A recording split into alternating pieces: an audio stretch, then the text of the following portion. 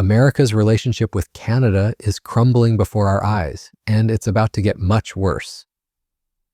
On August 7th, President Trump's latest tariff barrage officially took effect. Non-USMCA compliant products. So I've talked to your ambassador, the U.S. Ambassador Hillman. I think she's characterized Canada's position right now as one that lots of countries around the world would be envious of, because the effective tariff rate for Canada right now on all goods and services going into the U.S. is about 5%. That's not a bad place for Canada to be right now. So if I understand your answer to that question correctly, you're saying it's the energy in the room is the reason why Canada got hit and Mexico did not? Well, Canada really, number one.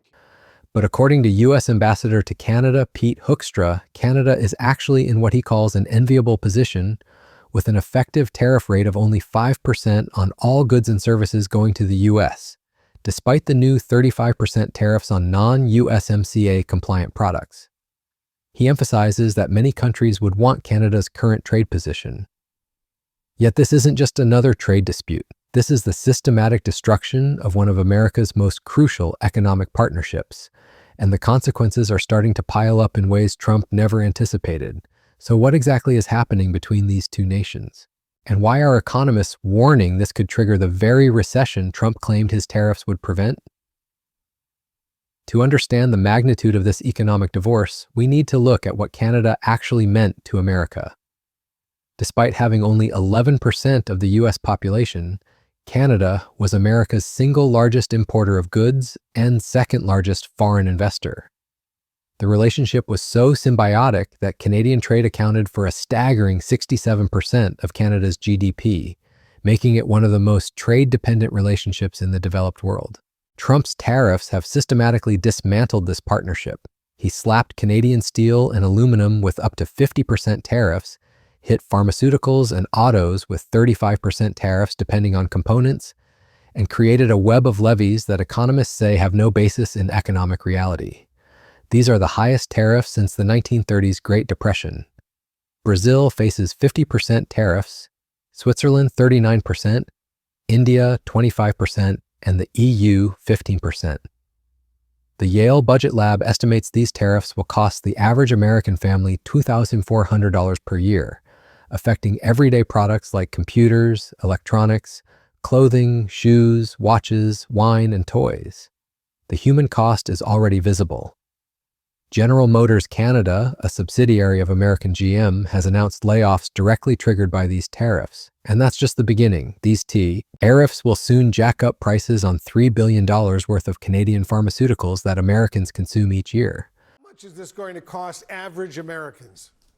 Yeah, well, this is going to hit a lot of products that we Americans love to buy. Computers, electronics, coming in from countries like China, Vietnam, Malaysia being hit with 30, 20, 19% tariffs. Clothing and shoes coming in from China, Vietnam, India, going to be hit with 30, 20%, 25 tariffs.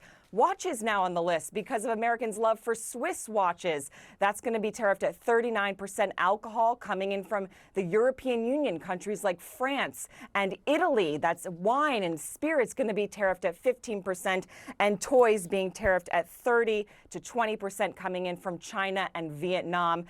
There are many, many estimates to suggest what this may cost American families. The most recent estimate that we have is from the Yale Budget Lab just this month, projecting that because of all of these tariffs, if they stay in effect, it's going to cost the average family $2,400 a year. Obviously, that is significant, as Americans we know are worried about these tariffs, worried about their finances, worried about inflation. That is a significant hit to the average American family, Wolf. Indeed. Ontario Premier Doug Ford has been sounding the alarm about how Trump's tariffs are hurting American workers. 37,000 Americans have lost manufacturing jobs since April, the lowest employment rate in 5 years. A tariff on Canada is a tax on the American people that will cost American families $2,400, according to that Yale study. Ford advocates for creating an economic fortress between the two strongest countries, while warning that Canada is diversifying trade with a 25% increase with the EU and 30% with the UK. The economic data tells a devastating story. The Yale Budget Lab estimates Trump's tariffs will cost American households an average of $2,400 in 2025 alone. The U.S. now has an effective tariff rate of 18.7%, the highest since 1933. Consumers could see 40% higher shoe prices and 38% higher clothes prices in the short run. But Trump's tariff crusade has created something economists didn't expect. It's made Canada stronger and more independent. Prime Minister Mark Carney's response has been strategically brilliant. Instead of engaging in Trump's chaotic trade war, Carney has focused on what he calls building Canada strong. When Trump announced the 35% tariffs, Carney simply stated he was disappointed but would continue focusing on Canadian economic resilience and diversifying trading relationships away from over-reliance on the United States. This measured response has caught Trump off guard. Carney hasn't taken the bait on escalation. Instead, he's announced massive investments in Canadian industries, including $700 million in loan guarantees for the softwood lumber sector and a promise to use Canadian lumber and workers for the country's ambitious home building program. In grants and contributions to supercharge new product development and new market diversification. Products such as reinforced timber and low-carbon wood fiber-based insulation materials that are used in prefabricated and modular housing. These investments will increase domestic processing and value added, particularly as technology changes the way we build. This new funding will include initiatives to support Indigenous-led forestry business development and diversification, something that Gorman has stood behind for decades. Third, we will be our own best customer by relying more on Canadian lumber, Canadian softwood for Canadian projects. Canada's new government has a strong mandate to get big things built faster. That means millions of more homes, major new ports, new trade corridors, new energy projects. And as we build bigger and faster, we will build Canadian, prioritizing Canadian lumber, Canadian steel, Canadian aluminum in Canadian construction.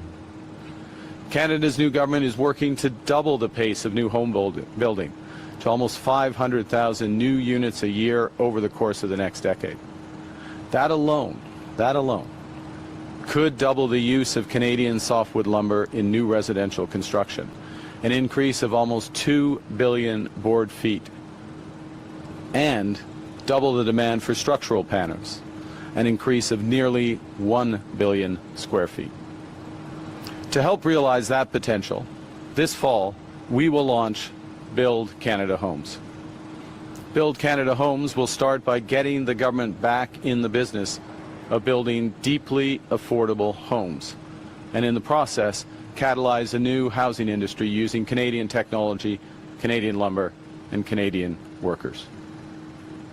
Core to Build Canada's Homes mandate will be to provide up to $25 billion in financing to innovative private sector home builders in Canada. For the deeply affordable homes that we finance and build, Build Canada Homes will catalyze.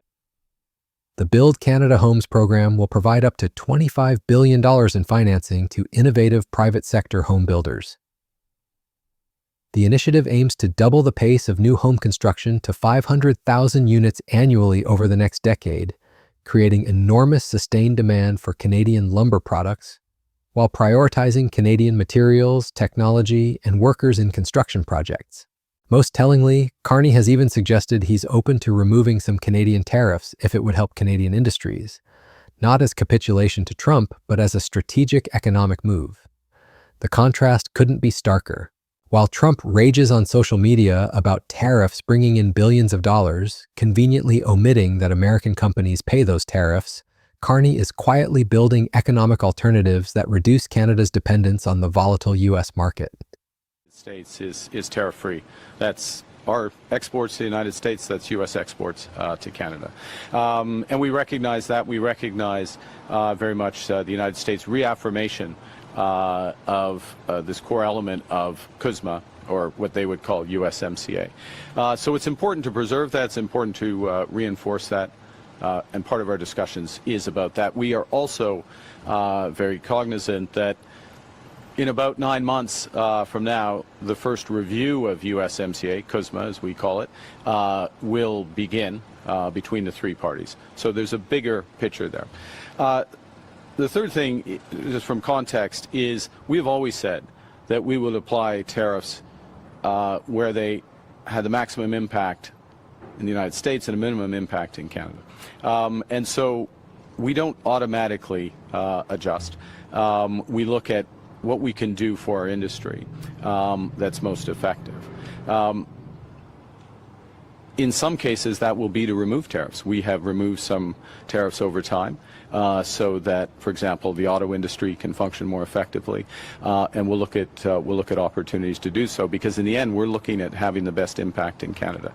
The last point, if I may, which is what today is very much about, is we're focused on a positive agenda of building forward for our major industries, those most affected, the softwood lumber industry, clearly, steel, aluminum, other industries as well. And that agenda starts at home, being our own best customer. It goes to big investments in improving our competitiveness, upskilling, helping our workers improve their skills, and it's also diversifying trade, and that's where we're focused. Thank you. Merci. Prochaine question. S'il vous plaît. On va prendre la prochaine question. Merci. Prochaine question. En français, si vous pouviez répéter la réponse en français. During recent press conferences, the Prime Minister has addressed questions about not retaliating against recent U.S. tariffs. He explains that 85% of Canada-U.S. trade remains tariff-free under CUSMA USMCA, and emphasizes Canada's strategic approach of applying tariffs only where they have maximum impact on the U.S. and minimum impact on Canada, while focusing on a positive agenda of building domestic strength and diversifying trade partners. The economic fundamentals reveal why Trump's strategy is backfiring spectacularly. Canada accounts for only 1% of fentanyl entering the U.S., according to U.S. Customs and Border Protection data, yet Trump continues to cite fentanyl as justification for punitive tariffs. Meanwhile, nearly all fentanyl seized by the U.S. comes through the southern border with Mexico, a country Trump gave a 90-day reprieve from tariff increases.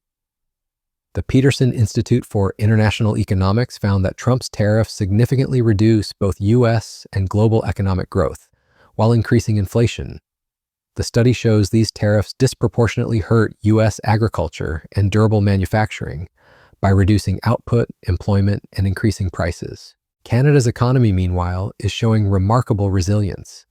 Bank of Canada Governor Tiff Macklem noted that while growth will be lower due to tariffs, Canada is avoiding recession. BMO economists calculate that because of carve-outs for Canadian exports compliant with the Canada-U.S.-Mexico agreement, the effective U.S. tariff rate on Canadian goods is only about 7%, much lower than the headline 35% figure suggests. But the real game changer is how Canadians are responding culturally. Trump's threats to annex Canada and his dismissive treatment of Canadian sovereignty have triggered something unprecedented, a genuine Buy Canadian movement. Canadians are pulling U.S. alcohol from store shelves and actively boycotting American products. In Canada. He's probably the most disliked politician in the world in Canada because he's attacked his closest family member, and that's the way we look upon it. And when I talk to the governors and senators and Congress people, even Republicans totally disagree, but they're too scared to come out and say anything because the president will go after them. Outside of a few senators, and I want to thank them for coming out and standing with not just American people, but their closest friends and allies, which is Canada. And again, Premier Ford delivers a striking assessment of Trump's standing in Canada, calling him probably the most disliked politician in the world in Canada for attacking America's closest ally. He reveals that even Republican governors and senators privately disagree with Trump's tariff policies, but are too scared to come out and say anything because the president will retaliate against them. This grassroots economic nationalism is creating domestic demand that reduces Canada's reliance on U.S. markets. The International Monetary Fund has downgraded global economic growth projections specifically because of Trump's trade policies, estimating global growth will slow to 3.0% this year from 3.3% last year. Both the IMF and the Organization for Economic Cooperation and Development cite Trump's tariffs as a key factor in this slowdown. Meanwhile, Trump's own economic data is becoming increasingly problematic. The trade deficit he promised to reduce has actually increased by 38% in the first half of 2025, reaching $582.7 billion as importers rushed to bring in goods before tariffs took effect. Factory jobs, which Trump promised to create, are instead disappearing. Construction spending has dropped 2.9% over the past year, and the July jobs report showed only 73,000 jobs added, far below expectations. Perhaps most damaging for Trump's narrative, dozens of top economists, including 2 Nobel laureates, have signed letters stating his tariffs have no basis in economic reality and warning they could cause a self-inflicted recession. Economists John Sylvia and Brad Jensen predict the economic erosion will be a slow, steady process rather than immediate collapse, making it harder for Trump to blame external factors. The legal challenges are mounting too. A U.S. trade court ruled in May that Trump's use of the International Emergency Economic Powers Act to impose tariffs is illegal, though the tariffs continue while the case is on appeal. The law doesn't actually mention tariffs, and experts believe the Supreme Court will ultimately need to rule on Trump's authority. What makes Carney's strategy so effective is its long-term thinking. While Trump focuses on daily Twitter battles and arbitrary deadlines, Carney is building structural changes to the Canadian economy that will outlast any single U.S. administration. The Canadian government is launching major nation-building projects with provincial and Indigenous partners that could catalyze over $500 billion in new investments. The timing couldn't be better for Canada's pivot. Global supply chains are already diversifying away from both China and the increasingly unpredictable United States. Countries are looking for stable, democratic trading partners with strong institutions and rule of law. Exactly what Canada offers. European and Asian markets are increasingly attractive alternatives to the chaotic U.S. market. The pharmaceutical sector provides a perfect example of how Trump's tariffs are backfiring. Canada supplies $3 billion worth of pharmaceuticals to the U.S. annually. Trump's tariffs will increase costs for American patients while encouraging Canadian pharmaceutical companies to focus on other markets. This is particularly problematic given America's ongoing healthcare affordability crisis. Even Trump's own party is starting to question the strategy. Former Republican House Speaker Paul Ryan, now a Trump critic, told CNBC there's no sort of rationale for this other than the president wanting to raise tariffs based upon his whims, his opinions.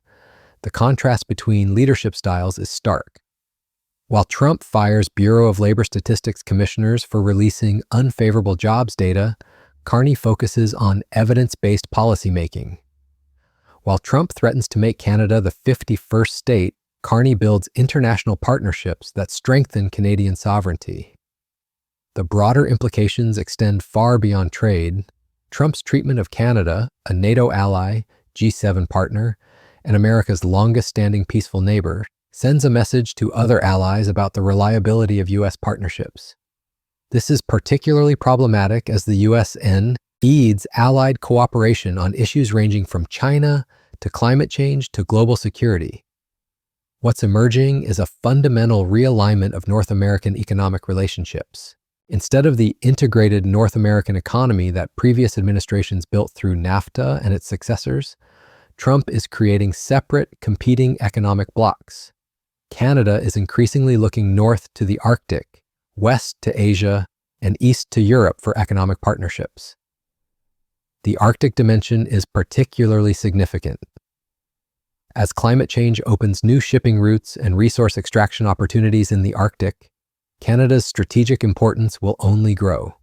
Trump's antagonistic approach is pushing Canada toward partnerships with other Arctic nations and away from U.S. cooperation in this critical region. For American consumers, the costs are mounting daily.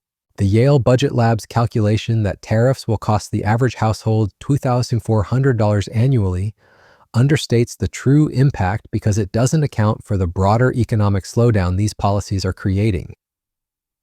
When combined with reduced competition, supply chain disruptions, and retaliatory measures, the real cost to American families could be much higher. The agricultural sector is particularly vulnerable. Canadian retaliation has already hit American steel, aluminum, and agricultural products. As Canada diversifies its import sources, American farmers and manufacturers will permanently lose market share in what was previously their most reliable export market. Perhaps most importantly, Trump's tariff war is accelerating trends that were already reshaping the global economy.